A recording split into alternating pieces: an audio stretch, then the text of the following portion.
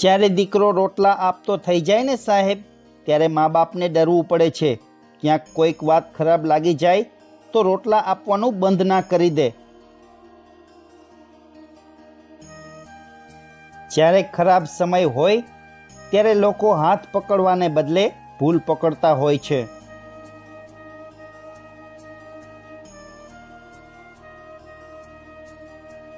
સમય એવી વસ્તુ છે કે ગણી રાખો તો ખૂટે, વાપરો તો વધી પડે, સંઘરો તો નીકળી જાય, પણ સાચવીને રાખો ને સાહેબ તો તરી જાવ. મજબૂત સમય હંમેશા જાજો સમય ટકતો નથી, પરંતુ સાહેબ મજબૂત લોકો હોય ને તો સંબંધ લાંબો સમય ટકે છે. ભાઈબંધી તો સાણચી જેવી રાખવાની સાહેબ. સામેનું પાત્ર ગમે એટલું ગરમ હોય પણ છોડવાનું નહીં.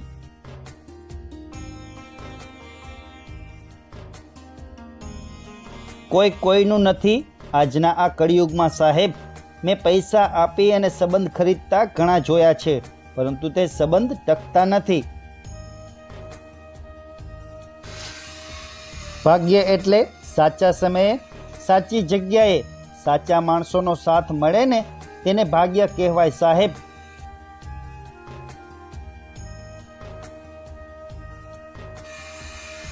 ખરાબ સમય નીકળી જાય છે, પણ જતા જતા એક અનુભવ અને લોકોના સાચા ચહેરા બતાવતો જાય છે મારા વાલા. વાત થોડી ઊંડી છે, ન સમજાય તો બે વાર વાંચજો. ધાબા ઉપર ચડીને તમને આખું ગામ દેખાશે મારા વાલા, પણ પોતાનું ઘર નહીં દેખાય. કંઈક આવું જ પોતાની ભૂલો અને અભિમાનનું છે સાહેબ. વાત થોડી કડવી છે, પરંતુ સત્ય છે. આ જમાનામાં મોટા ભાગના સંબંધોનું આયુષ્ય તમે ઘસાવ ને ત્યાં સુધીનું જ હોય છે. હાથમાં એપલનો ફોન નહીં હોય ને તો ચાલશે, પણ જીવનમાં એ પલને જીવી લેજો જેનાથી તમને ખુશી મળે છે. સંબંધોમાં સમર્પણ હોય, ગણતરી નહીં. જ્યાં જ્યાં સંબંધોમાં ગણતરી થઈ છે ત્યાં હંમેશા પરિણામ બાદબાકી જ આવ્યા છે.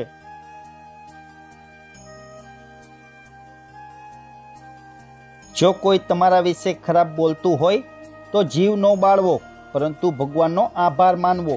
કારણ કે લોકો પાપ ધોવા તીર્થયાત્રા ધામોમાં જાય છે અને આપણા અહીં ઘર બેઠા ધોવાય છે. સાહેબ જીવનમાં હંમેશા એકલા રહેવાની આદત રાખજો, કેમ કે સપના અને આપણા ગમે ત્યારે બદલાઈ જાય છે.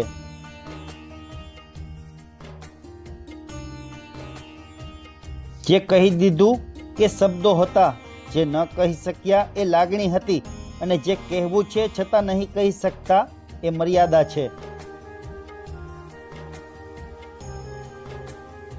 જે વ્યક્તિ તમારી પરિસ્થિતિ જોઈને તમારી સાથે સંબંધ રાખે ને સાહેબ, તેને સંબંધી ન કહેવાય, તેને તો વેપારી કહેવાય.